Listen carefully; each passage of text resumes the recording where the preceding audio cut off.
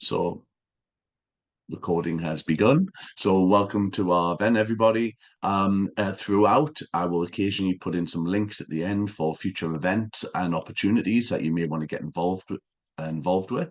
And we also have a YouTube channel. So do check us out and subscribe to our YouTube channel. And we have former events there, which have been based around countries such as Mongolia, Ghana, Russia, the Cayman Islands, and also panel events in South Asia, and including talks such as the Men in the Pink Triangle for LGBT History Month about the Nazi occupation and treatment of LGBT communities. And we also have further talks up there on looking at Pakistan, India, and even talks from all around the world. So check us out, it's really good.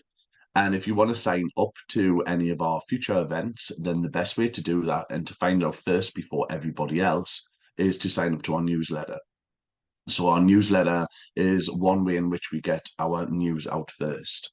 So our YouTube channel is in the chat. If you'd like to subscribe, please do. We're gently growing it.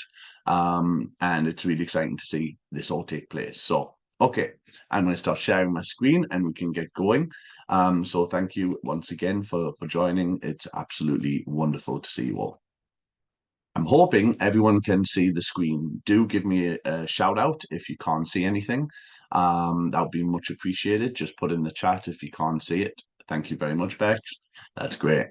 So, the reason why we're putting this on as an event is this is part of a series event. So this is your introductory, little bit of a global overview of what's happening around the world. But we've got a series of events coming up, and that's lasting throughout the year. So we're starting with this one today, our first event of this year. And then we're shifting onwards to our event in Kenya and Ghana, and we'll have more to come with potential panel talks looking at the Middle East or Swana area and other activists around the globe as well. If you yourself are interested in being part of our future events and our events team, then we are currently going through a volunteer recruitment stage for events officers. So if you'd like to apply, you're more than welcome. We'd love to see you help support us to do events such as this. So, okay, let's begin. The little footnote before we begin on this one, everybody. Quite obviously, much of the evidence of people's relationships and behaviors in early history is always open to different versions of interpretation. And increasingly, historians have tended to demand a much higher standard of proof for LGBTQ plus history than for the histories of people who are heterosexual and cisgender, which means very often we have to fight a tougher battle to prove that much of our history is actually very mixed and very broad and very queer. Because until the last few decades, the possibility of same-sex and gender non-conforming and non-expression of gender has not really been considered by historians in any great depth. This means that although we have archaeological, we have written evidence, we can start to begin to interpret some of it as evidence of actual same-sex behaviors and of gender non-conformity right throughout history. So that means we can begin to queer histories and disrupt this whole idea that everybody in the past was merely heterosexual and cisgender. Now, that's important because throughout much of the world, and we're hearing this right now from politicians and world leaders and other institutions, that LGBT identities are either un-African, un-Middle Eastern, un-wherever, and that we essentially haven't existed in the past. So this is one way for us politically and as a political movement to find our roots.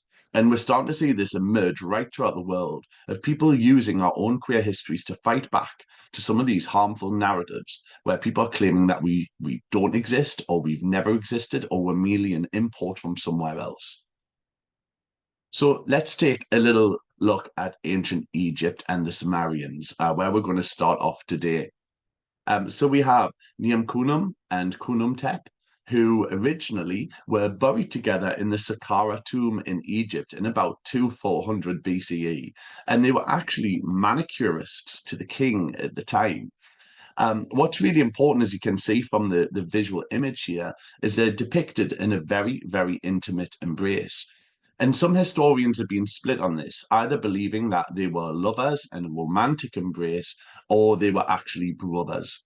Obviously, we have no way of truly knowing, but what's really interesting behind this is that this is rare to find, of this same-sex embrace in Egyptian tombs.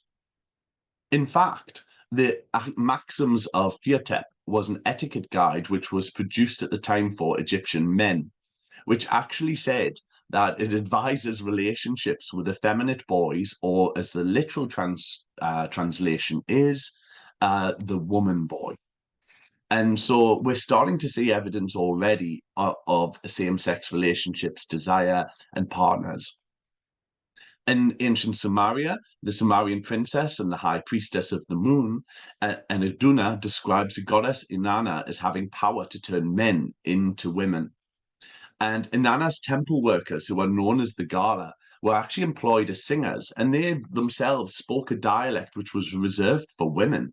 And there's an inscription of a Gala statue at the time which says the man woman of Inanna. So we're seeing different types of gender non-conformity and expression, even back in ancient times.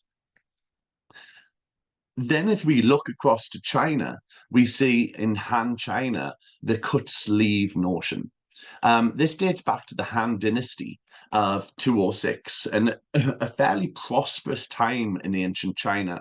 We saw the beginnings of the Chinese civil service and the Silk Road building and development. There was a particular reign of Emperor Ai, or Aidi, who descended the throne aged only 17 in 7 BCE. It's said that Aidi actually had a male favorite called Dongzhan, whom he loved very much, and who was 19 years old and a court official. Now, in order to fit in at the time, people obviously married. And so Dong and his family and his children moved into the court to be much closer to the Emperor Adi, of which Adi ordered brand new, luxurious quarters to be built specifically for Dong. Now, it's said in the Hanshu Book of Han that one day Adi woke up in bed to find Dong sleeping on his very, very long sleeve. And as a sign of true devotion, rather than pull this sleeve away to wake him up, he ended up cutting it off. And so, therefore, this set off a trend. It became fashionable in the emperor's court in China for men to wear a cut sleeve, effectively copying the same sex desire, the symbol of it. And later on, Dong was promoted to commander of the armed forces of ancient China, and his family received wealth and titles. And Adi even controversially tried to make Dong his heir when he became ill and was dying, but this at the time was seen as an abuse of imperial power. Adi's advisors at the time and the Empress Dowager Wang, who was the mother of the predecessor to Adi, conspired at that time to install her nephew, Wang Mang, which started the very short-lived Xin dynasty. And at this point, we have evidence that Dong and his wife committed suicide, perhaps either prompting this new regime or fearing this new regime. Now Adi had passed away quite young as an emperor. And then when we look back to ancient China, still, there's also the whole concept of the bitten peach, which was a cautionary tale told by the philosopher Han Fei. Talks about, and we don't have much historical evidence for Mizi, but Mizi was a loved courtier of Duke Ling of Wei. We do have a lot of evidence of Duke Ling of Wei, and Mizi was said to be a stunningly beautiful man. And one day, whilst walking in the garden, Mizi bit into a peach and offered it to the Duke, of which the Duke saw this as a loving gesture. But after the Duke fell out of love with Mizi, he then started to see this gift of a half-eaten peach as an insult. And so the whole story behind this is that Mizi became synonymous with male beauty, and the bitten peach, still to this day in parts of China, has become an allusion to same-sex love. And we know that many other Han emperors of ancient China also had same-sex love affairs, like Emperor Gaozi, and also Emperor Wen actually had three, two of which were his eunuchs, and the third was a boatman who he said appeared to him in his dreams. And he sent servants and other people all around China to search for him. And then, interestingly, found him and give him rewards to actually to join the palace and become his lover, of which he did. And then if we shift along to other parts of the world, we have the Abbasid Caliphate, which, as you can see from the screen at the time, marked an imperial age of the Abbasid Empire. And that moved right from modern day North Africa all over the Gulf and into what we would now call Iran, Iraq, and parts of, and obviously Syria and parts of Turkey. It was a huge caliphate, which at the time represented a golden age, where people lived and reigned from palaces in Baghdad, leading a true Islamic golden age. The fourth Abbasid Caliph, or Al-Hadi, had a very short reign because he died when he was 22. He had a bit of a stricter regime. He suspected two of his concubines as being lovers, and therefore he had them beheaded. But when he died, his successor, Harun al-Rashid, he really opened up an age of enlightenment, developed a house of wisdom, which brought together some of the world's greatest scholars, which saw philosophy, literature, arts, and science flourish in the region.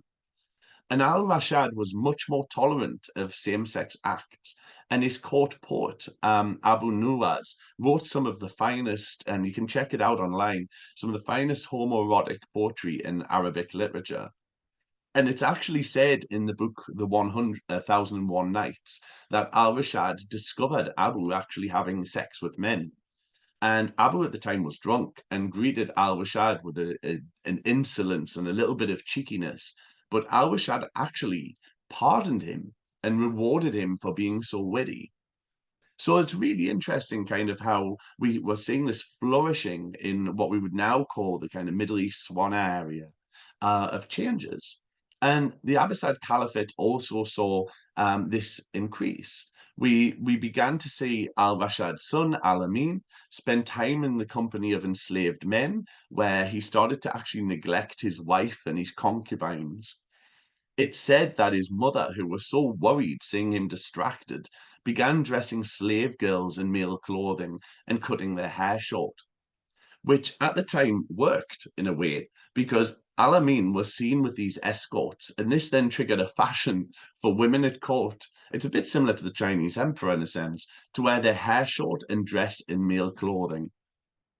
But his reign was short because civil war saw him disposed of by his half-brother Al-Mamun. But accounts suggest that he spent his last moments before death, before he was executed, playing chess with his eunuch and his lover, Qatar. And he was not executed because of his sexuality. That's not why Al-Mamun did it. He did it because obviously he was seen as a threat.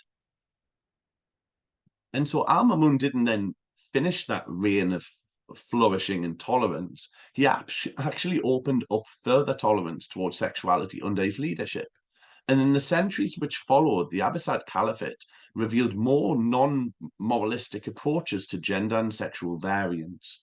This isn't to say that people weren't punished sometimes or social attitudes could be disapproven. Of course they would. But what was interesting in this is that we were seeing a change. In fact, the Book of Songs written at the time, story tells of a renowned court singer. Her name was Bathal. And when she sang about that there was nothing more delectable than sex with another woman. And she sang this in front of Al Mamun in the court. And listening, he said that heterosexual sex was by far better, but he actually allowed her to carry on singing. So these are kind of key points of a level of tolerance at the time in queer histories and in the Abbasid Caliphate.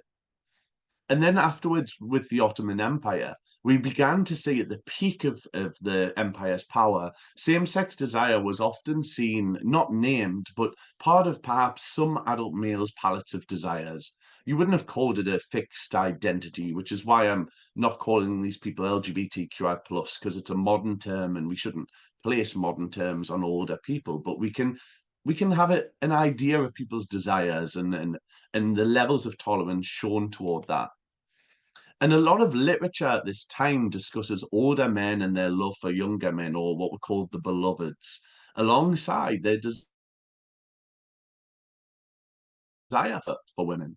And although legal frameworks at the time restricted same-sex relationships and things like alcohol, Istanbul had a thriving wine house, or wine houses, which saw men often as dancers selling their services to other men. And what's interesting in this one is that key identities and gender roles emerged in the Ottoman Empire at this point. Things such as the bearded men, adult men for whom their love of both women and men without a beard was seen as permissible. So therefore, you looked younger, perhaps more feminine without a beard, because a beard was a marker of masculinity. And then there were women assigned female at birth who were allowed to find love with bearded and beardless men as permissible. And then there were other quite interesting roles at the time, the beardless men. These were usually enslaved or servant men who were allowed to both love women and bearded men too. So you can kind of see the complex dynamics of permissions allowed at the time. Or you had the bearded men who loved beardless, much younger men. Or you had the bearded men who loved women. Or you had the dancers who were assigned male at birth, who adopted feminine clothing and behavior. So what we're seeing here is a complex list of kind of gender orientations and sexual orientations and ways of expressing yourself, which showed a keen era of perhaps a little bit more tolerance. But with anything, this goes how much money, status people had. The lives of the working class and the upper nobility would have been very, very different. So we must always keep this in mind. But the Ottoman Empire artwork actually shows key indicators of this as well, where we see the beardless man in the middle, and with surrounded by bearded men, or we see the dancers who had a kind of a gender transgression or gender expression which was much more feminine, but were assigned male at birth. So the Ottoman Empire was a really interesting at its peak, cultural hubbub of real kind of different roles. So then if we leap forward, we had the assigned female at birth and their female husbands in around about the 17th and 18th century. We have seen huge instances of documented people who were assigned female at birth and having a female husband found in numerous court records, newspapers, and pamphlets across the UK, North America, and Europe. These have documented people who chose to dress and act as men but were actually born women to gain access to legal, social, and economic benefits, which were often reserved for cisgender men.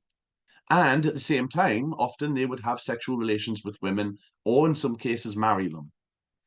And we see most reported cases of this amongst the working classes. But there's reports of the upper classes doing this, such as James Howard and Arabella Hunt in London in 1680, both of which were gentry, meaning the ruling classes of the UK. And James Howard took a male name whilst he was dating Arabella Hunt. And of course, at the time, there was, the expectation was no sex before marriage. And then 2 or 3 months later, they then married. And at this point, though, controversially, Howard was already legally married to a man in 1680, but then Howard's husband had died. So obviously chosen then to dress as male, express as male, and marry Arabella. However, when we believe that when Arabella found this out, she asked for an annulment, citing Howard's double gender, and a jury of midwives was brought in at the time to declare Howard a perfect woman in all parts, and the marriage sadly was pronounced void in 1682. But that's not to say everybody then necessarily decided to annul their marriages when they found out about their partner. In fact, courts often ruled that wives were deceived, but this wasn't always the case. Mary Parler took her husband, Samuel Bundy, to court in London because of this same reason in 1759. But the only reason she ever did it in the first place was because of pressure from her neighbours to report that actually her husband was assigned female at birth. And she knew this. And so as a result, she refused to even appear at the trial and go to court. And so Bundy was acquitted afterwards, which at the time was revolutionary. So we see these whole histories of different forms of gender expression, even in Europe, alongside the stuff that was happening a little bit beforehand in the Ottoman Empire and so on. So we're going to look at the case of Antonio, who you see here on the image. Antonio was born in 1585 or 1592, we're not quite sure, in San Sebastian in Spain. They had originally entered a convent to become a nun, um, and they were called originally Catalina, a feminine name, but left age 15. And when they left the convent, they expressed themselves as a man and were therefore called Antonio. They moved to the New World, so the Americas, pursuing a life on the seas. And Antonio left quite detailed memoirs, which employed both female pronouns for their life as a woman and male pronouns for their life as a man. And they had many relationships with women, of which they gained quite vast gifts and dowries, and by all means, quite the lover, and served as a soldier in Peru, Chile, and Bolivia. And they actually were quite lethal. They committed a number of crimes. They killed many people. And they confessed to this in Bolivia when they were under quite a tight situation when they were captured. But they escaped the death sentence by claiming that they were a woman and a virgin, which is a little controversial, and a nun who had been in a in a convent at the time. And so they were sent back to Spain and they were awarded a pension by the Spanish king, Philip, for military service for the rest of their lives. And even Pope Urban VIII at the Catholic Church offered a special dispensation to allow Antonio to continue to wear men's clothing without discrimination in Spain. But they got restless as they were quite the adventurers, you can probably tell, and they moved to Mexico. And the last reports we have is that they were a mule driver in 1650. So the case of Antonio is a really interesting one. Do put any of your thoughts into the chat. We'd absolutely love to hear them as we're going through different things here and different kind of queer histories. Love to know your thoughts or if you're learning something new today. Then in Japan, we have what's called the Edo period, which lasted from roughly 1603 to 1867. This was a period of renaissance for Japan, where Tokyo used to be called Edo, and it had huge urban centers which had vibrant entertainment districts. And at that time, there was a term called Okio, meaning floating world, which was accounts emerging between older men and beautiful youth and or beautiful younger men, and collections of homoerotic stories which elevated love between men and actually degenerated the love of women as foolishness. And the ruling samurai class in Japan at that time actively practiced wakashudo, where you, as an experienced samurai, would take on a male apprentice who would become your lover until you did a coming of age ceremony. And we know that some of these ceremonies actually lasted up to 30 years. And so before the person then became a living samurai themselves. This was not a sexual identity. Much of the appeal of the Wakashu stemmed from their difference between older men. And in actual fact, many, before they themselves became samurai, were interpreted as being a third gender. And Shudo, or the practice of this, became widespread in Edo's nightlife at the time. Um, and with female sex workers copying the style of wearing the kimonos, the flowing sleeves, having a partially shaved head, and with side locks, which were considered very, very erotic. And yes, Angela, that's a great point. The reference to double gender with Antonio may have been that Howard indeed was intersex. Absolutely.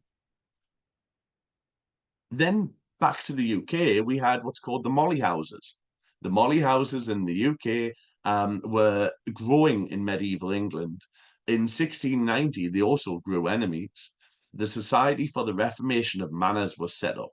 A group of men who were set to suppress sex workers, brothels, any profanity like swearing in the streets, and anything that they viewed as immoral behaviour in the area which we now know as Tower Hamlets in London. They were after the Mollies. So these were men and gender diverse people who took part in perhaps what we might call an LGBTQI plus subculture. But they met in molly houses. These were usually taverns, private residences, coffee houses, because coffee was growing in popularity from the New World. And these were run by women who were called mothers. You might see a little bit of a reference here to some of the drag balls of Harlem in the USA, where a mother would take over the house and look after the queers within it. And there were about 30 plus molly houses in London, but they were also found in other cities scattered in the UK. And at that time, sex between men fell under the Buggery Act of 1533. So these spaces offered a safe space, and they really reached their peak in the 1720s. But the Society for the Reformation of Manners tried to very unsuccessfully stomp them out. So let's look at one of the mollies themselves. In 1732, Princess Seraphina lived in London's Covent Garden area and prosecuted a man one day called Tom Gordon for assaulting them and stealing their clothes and their money. Seraphina was actually working as a gentleman's servant, a butcher, and was also a messenger for the Molly houses. They had to use their real birth name of John Cooper to actually bring the case to law to prosecute Tom Gordon. And that surprised all of their neighbors because they'd only ever known her as Princess Seraphina. And her neighbors had not known her by any other name at the time. So it emerged and during the trial as being quite controversial because Seraphina actually borrowed female clothes from her neighbors, attended balls, and had very open relationships with men as well. And Gordon was acquitted in the court act, but the court could have at this time obviously charged Seraphina under things like the Buggery Act, but they didn't. There's no evidence whatsoever that Seraphina was actually ever prosecuted for their behavior, which was revealed at the trial. So again, showing some sense of tolerance toward people at that time. And it goes to show that we have always existed in different parts of the world, doesn't it? We also have gender in South Asia, so we'll look across to different part of the world now. So gender in South Asia, we have what's called the Hijra communities, although I will come to the different names for this. But they're said to be a name of a community of gender non-conforming people who still exist today, mostly concentrated in northern India, Pakistan, and Bangladesh, but not exclusively. There are some in Sri Lanka too. But Hijra isn't a one size fits all term. There are regional terms for this. In North India, maybe known as Kina or Pakistan, and in the South Indian state of Tamil Nadu as well as the Aravani. The term Hijra is quite controversial. It's been used derogatively in the past, but today many Hijra are reclaiming that term for themselves and prefer to be called that. And some Hijra are born intersex, others undergo ceremonies of castration called nirvana, though not all do. And many communities have been evidenced historically as existing for well over 2,000 years, performing very key roles in Indian, Pakistani, Bangladeshi society. And we see some older photographs, particularly which were taken during colonial times, which show the Hijra or Hijra communities, plural, at different aspects. So the lady in the middle as part of the Hijra communities. And we see evidence of this going much, much further back. But this has changed because during the Mughal era of the 16th to 19th centuries of India, they often held quite key roles within the imperial court. They worked as spiritual leaders and even as protectors of harems. However, the impact of British colonialism in India in the 19th century saw the criminalization of oral and anal sex, which hugely impacted with the Indian Penal Code at the time upon the Hijra community, with the British determined to stomp this practice out. And that was reinforced by the Criminal Tribes Act, which targeted eunuchs, inverted commas, preventing them from wearing female clothing, dancing with the public, which was much of their traditional role, and or living with children. Because at the time it was claimed that Hijras enslaved and castrated children, but we actually have no evidence of this. It was just a ruse reinforced by the British in order to bring in the Criminal Tribes Act. But luckily, times are changing, and in 2014, a case in India's Supreme Court followed that of both Pakistan and Bangladesh in legally recognizing a third gender. And although recently there's been some backlash to that, we are starting to see some changes happening for people who are transgender and or intersex in those countries. And that was probably helped as well in India in particular by the 2018 decriminalization of same-sex activity. We think there's up to 2 million Hijra in India today. And the parallels between clearly trans women, non-binary people, and other identities have been made by observers. And some Hijra may embrace some of these terms, but others prefer to think of themselves as a unique, distinct third gender. So we've got to be careful about implanting titles on top of people. Then if we shift a little further in the heyday of Gay Paris, the Belle Epoque in Paris of 1871 to 1914 saw the end of the Prussian War. And this era is known as the Belle Epoque, or beautiful epoch of history. And this was from 1871 to the beginning of the First World War. Paris was a hotspot for artists. If anyone's ever seen the film Moulin Rouge, you'll be very familiar with this. Philosophers, a really bohemian scene, and quite a safe haven. Berlin at the time was known as for men, Paris was for women. And it was seen as a much safer area compared to other countries in Europe. In fact, the French historian Nicole Albert has described the 1880s in Paris as a mecca of Sapphism, the terminology from ancient Greece or Sappos. And by 1914, the city had earned the nickname Paris Lesbos. Members of the Merry Women were a group who met up for monthly candlelit dinners, and I'm assuming more, as well as salons where intellectual women could meet. Or for mixing of the working and the middle classes, there were cafes where queer women could meet together. And the portrait that you see on the screen right now was painted by Toulouse-Lautrec, who painted women at the Moulin Rouge, which was the most famous nightlife destination in Paris. And the person who you see here, her name, Chow Kao, who was a clown and a dancer at the Moulin Rouge, and she very famously had a relationship with another woman known as Gabrielle, who was one of the dancers at the Moulin Rouge, of which a famous artist, Toulouse-Lautrec, painted her picture. And then I'm not going to talk too much about this because we have a fantastic event coming up about Ghana and Kenya.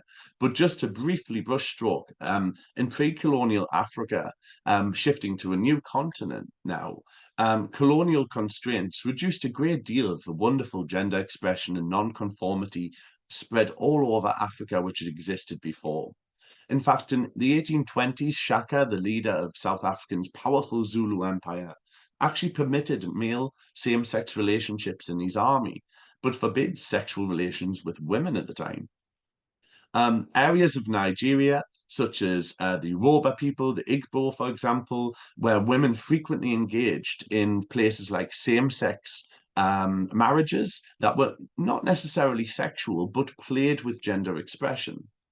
For example, if one partner owned land and give their name to the children, they would be understood culturally as male.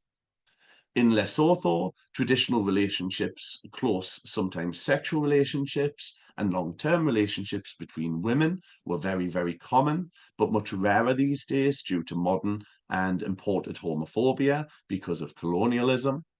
And in Nigeria, the Hausa Yandadu are self-identified men who have existed in northern Nigeria in particular, and still do, and have long dressed, acted, and lived in ways often ascribed to women. And there's still communities in North Nigeria today of the Yandadu. So we're seeing kind of gender non-conformity and expression across pre-colonial Africa as well. Shifting a bit further to the modern day, and you might be perhaps more familiar with this one, was the Lavender Scare of 1950 and 1950 onwards. At the time, the US government was obsessed with communism and believed in the Red Scare that, led by people like Senator McCarthy, led a witch hunt. in the US government determined to identify who was communists between 1950 and 1954. McCarthy claimed he had a list of 205 well-known communists working for the State Department, and he claimed that in some cases communism and homosexuality were linked. The belief of this was that he thought there was a homosexual underground working in the US State Department, which ultimately led to the tragic loss of 91 people from their jobs and livelihoods who were in a very conservative era of the USA, subsequently outed to their, in many cases, to their wives, in many cases, to their families and husbands. Homosexuals were viewed at this time as easier to blackmail by Russian communists due to their fear of being outed, therefore holding a secret, so they could be blackmailed much easier. And they were also viewed as being morally weak, psychologically unwell, and therefore much easier than to be controlled, which led to huge witch hunts amongst the Huey Committee, which introduced the charmingly titled Employment of Homosexuals and Other Sex Perverts report, which actually said that there were about 5,000 homosexuals had been found in the US State Department, which led to a tragic loss of life and suicide in some cases, and struck a wider fear across the nation of where this would end. But in the USA at the same time, we often hold up the Stonewall riots as being the thing that triggered the modern day LGBT movement in the West and perhaps beyond. But that's not really the case, because we know from historical evidence that the Comptons Cafeteria Riot of 1966, in the August of that year, took place. Well, we don't know the exact dates because police records weren't kept, but oral histories and histories from people who were there have validated it. And Compton's Cafeteria was at the height of the Tenderloin district in San Francisco and was open 24/7, one of those kind of never closing coffee shops. And it was known as a safe space for people to congregate, especially people with drag queens who worked in the Tenderloin area and and trans women in particular, many of whom were sex workers and found a safe space to congregate together. But these people found routine violence and extreme apathy by the police, and often they themselves were blackmailed, they themselves were tortured in police custody, and the staff and some customers would very often at Compton's, because it wasn't a haven, would complain sometimes and call the police, stating that having drag queens and trans women out there was putting off their customers and ensuring that the Compton's cafeteria was not a wholesome place to be. And the police would then arrest people under the crime of female impersonation. But this got to a head where tensions finally erupted when, upon arrest, it's alleged that one of the trans women threw her coffee into the face of a police officer. And this led to a riot, with items of the cafeteria being thrown, windows broken. Police retreated actively to the streets and called for reinforcement. A police car was damaged. It said a newsstand was set on fire. And over the following few days, protesters emerged outside the cafe who picketed the cafeteria. And when they tried to replace the glass, it would be smashed again. And ultimately, the cafe closed, probably because of its reputation. We don't know. But in 1972, a few years later. But really importantly here, this led to a new group to emerge called Vanguard, an LGBT movement who walked across the streets with brooms to symbolize the police trying to sweep the streets of LGBT people. And it led to mobilization happening long before Stonewall had kicked off. There's even further evidence of something similar to this happening in the Cooper Donuts riot, which happened in 1959, of a similar thing where trans women, drag queens in particular, fought back of police brutality at the Cooper Donuts riot. So when we shift across to the USA and North America as a continent, we're seeing even shifts long before Stonewall happened. And so you can see images here of the old Compton's cafeteria, of what it looked like at the time, and you can probably begin to imagine what that would have looked like. In fact, outside of it today, there is a plaque which says, here marks the site of Jean Compton's Cafeteria, where a riot took place one August night when transgender women and gay men stood up for their rights and fought against police brutality, poverty, oppression, and discrimination in the San Francisco region of the Tenderloin. And I think it's a wonderful monument to dedicate the very beginnings of a movement which has grown in power as the years have moved on. And I think it's really important that with all of these queer histories we've looked at so far, we need to find ways to dedicate our histories to them, because this, again, is our way of fighting back. Lobbying and activism is important, but we also need to be bringing in our queer histories for those people who say that we shouldn't exist and have never existed in the past. There was a lot of time in this event to put together so many more stories, but there's a selection of others that sadly I don't have enough time to go through. You may be very familiar with Sappho of Lesbos, the tiny little Greek island of Lesbos, which is said to be the birthplace of lesbianism, as it were. And Sappho wrote wonderful love poetry to women she adored, and that's grown and kind of strengthened power as we're finding more and more documented evidence of her love poetry and her love poems. The Renaissance in Italy, in Viennese society, and the Renaissance period in Italy saw male same-sex attractions happening all over Italy, largely through masked balls and things like this. Again, another part of history we shouldn't forget. We also have quite significant documents of same-sex narratives in Urdu poetry, written at key points in Indian history, which show quite poignant and very loving relationships between men to other men. And the diaries of the very eccentric and interesting Anne Lister, who kept quite vivid diaries about her life and her partnerships with other women. Do check any of these out afterwards. Back to the USA, we had the Boston marriages. These were women assigned female at birth who had marriages with other women who took on husband and wife roles within their homes. And that was largely tolerated by a lot of Boston society at the time. There is, of course, a whole history of intersex rights in itself on this one for people who are queer and intersex.